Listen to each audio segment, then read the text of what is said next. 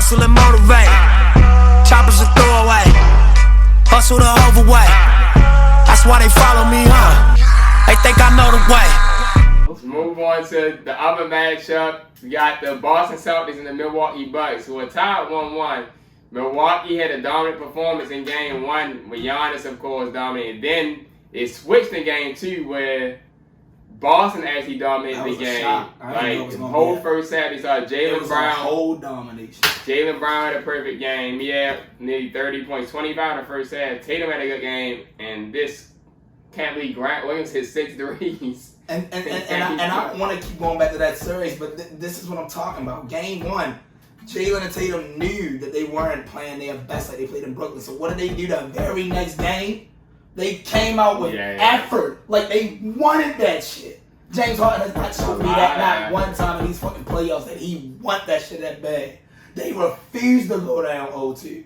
They said we will blow these niggas out just to not go down 0-2. And they did that shit. Like they needed that. Giannis was still Giannis.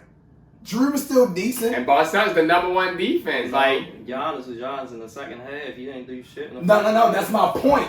Giannis knew he couldn't get what he wanted in the first half. He was 1 for 10 and like 18 but he turned it up in the second quarter because he know he's the fucking star and he has to.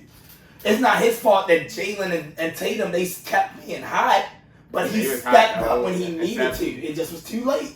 My thing is, Harden, when is he going to step up even when it's not too late? How many times in these last 2 games they've been keeping it right there, down by 8, down by 10, down by 8, down by 10? And you still ain't give me a 30-point game yet, close to it. This nigga Giannis going out on the blowouts and having killer third quarters. Even them niggas still put up 40 points in that quarter, and he had half his own dang points. But he still tried.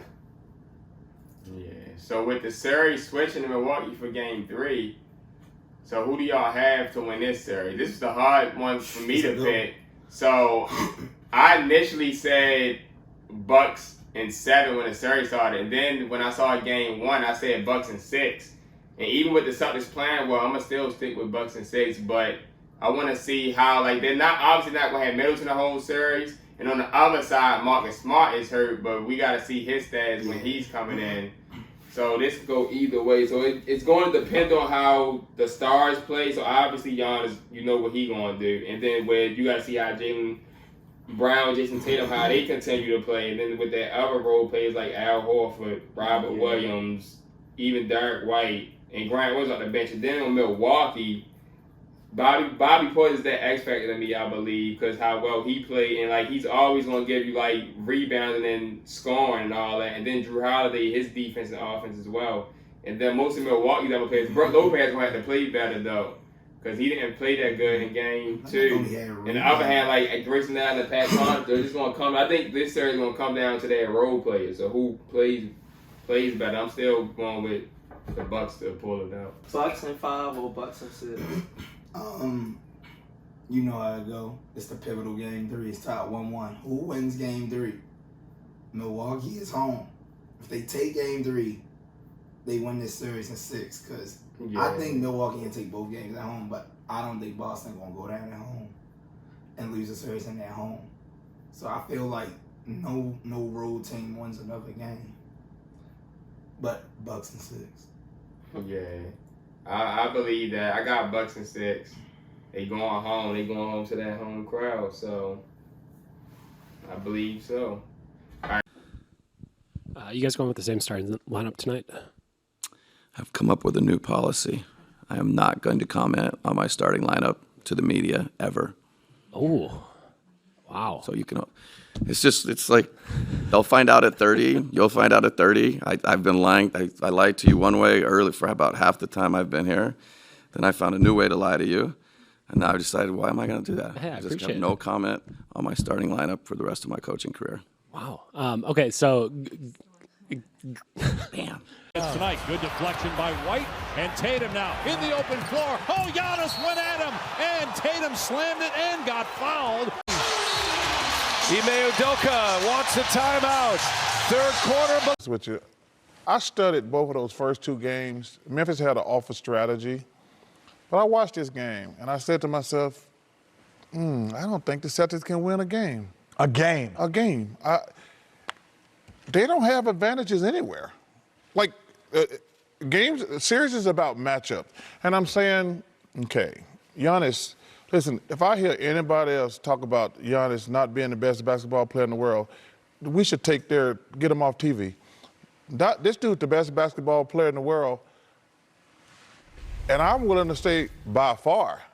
No disrespect to Joel Embiid, Joker, Kevin Durant. This guy is the best basketball player, and we have started taking him for granted because he won back-to-back MVPs, then he won the championship, and we're like, well, this guy is incredible.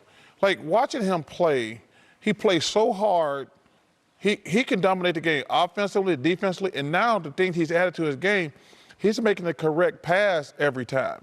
All right, so let's move on to the West. Got the number 1 seed Phoenix Suns going against the number 4 seed Dallas Mavericks.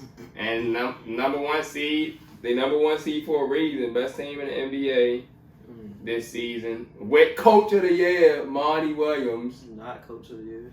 All right, so, and Phoenix and Dallas, game 1, Phoenix actually played really good. Dallas had their ups and downs in game 1. Then game 2, Dallas actually played really good up until the 4th quarter. And then Phoenix turned it on with Chris Paul, vintage Chris Paul, of course. So. No, you mean vintage referees calls that turn the momentum of the game. Oh, some of it did. That's not, they gotta talk about that.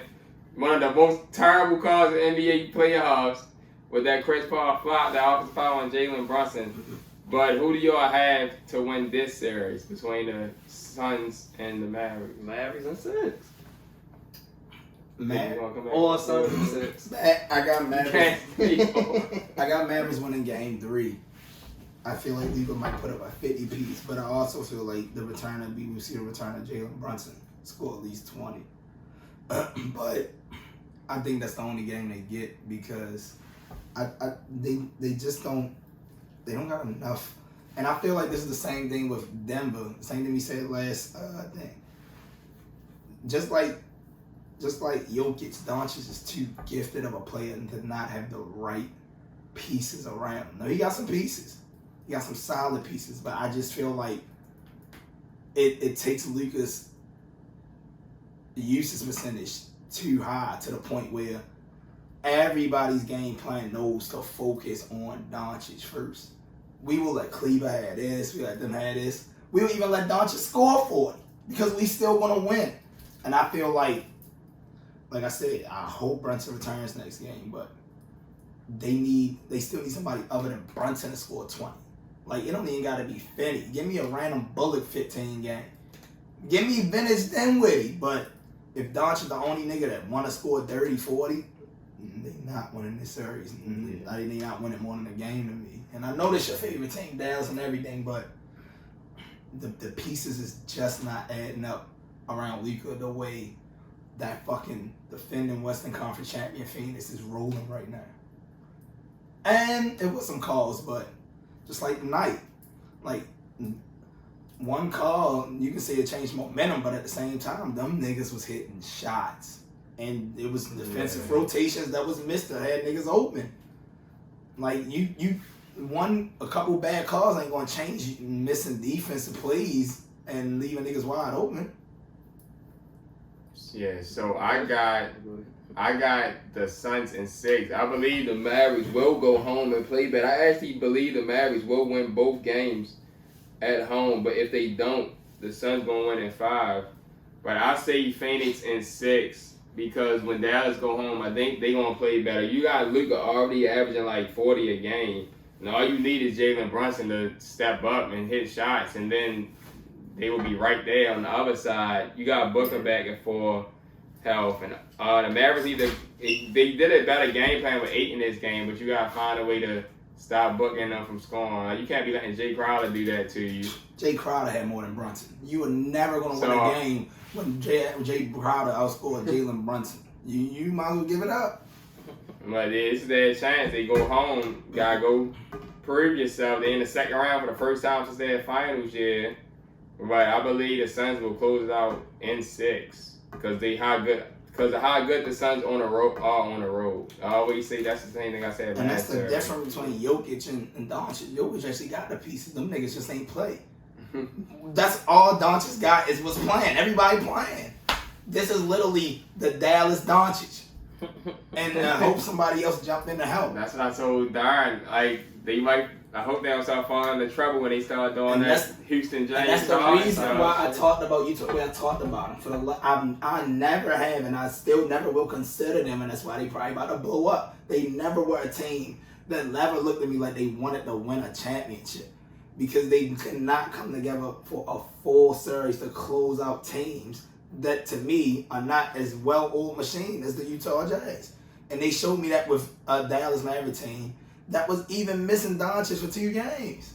Like, the Jazz, man, they need to pull that team. Y'all niggas won 2 games, and Doncic ain't played 2 games. He played 2 games. Like, the fuck was y'all doing?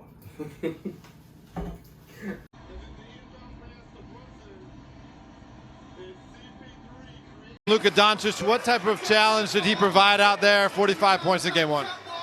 I don't know if we won. Excuse me? We won. Oh, of course. So I said.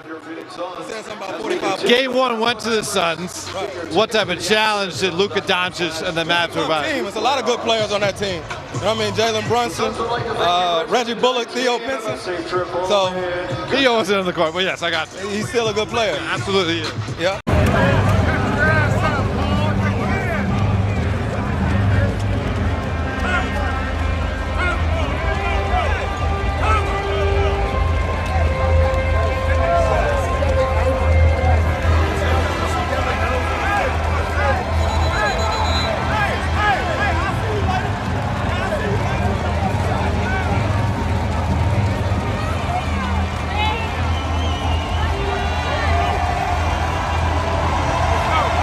Oh, he's acting a fool. Let's go to Shaq. He's acting a fool. Yeah. What? What? He's acting a fool. What? Questions asked when you're drunk. The questions you ask each other. Are there more doors or wheels? Number 4, C.J. Ellamy and Trendon Watford. Ken, you just grabbed the rebound.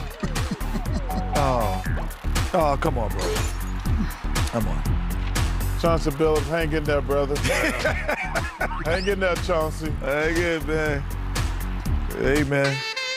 Oh, where's it, Ernie? Where's it at, Ernie? Give it to me, Ernie. Don't do it. Give it to me, Ernie. Come on, man. Stop it, Ernie. There's Give it to me, Ernie. first win from Big Baby. Number 3, What? Big Baby Davis gets caught in 4K sitting in the wrong seats. Hey, man, get your big ass on my seat. Come on, dog. Come on, Big dog. baby. 3 and 4, dog. Come on, 3 and big 4 is my baby. seats, dog. 3 and 4 is my seats, dog.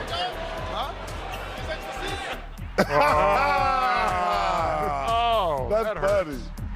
Oh, look at that.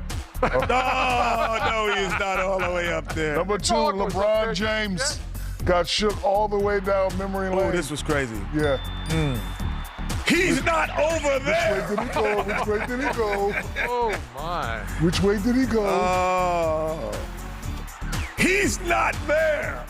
Oh, my God. He's a ghost. Eric Gordon's a ghost. Oh, that's the comeback. And number 1, the OKC mop guys. What happened to him? I missed with some great cleanup defense on the Thunder. They didn't even stop the game. Yeah, they did. They didn't even stop the game, man. Oh, man. Yeah, come on, y'all got to stop the game. You can't let these guys run into people. And then he missed the layup, missed the putback. But he kept mopping. Oh, my God. Oh, There's my guy from overseas. Come on, man. Oh, man.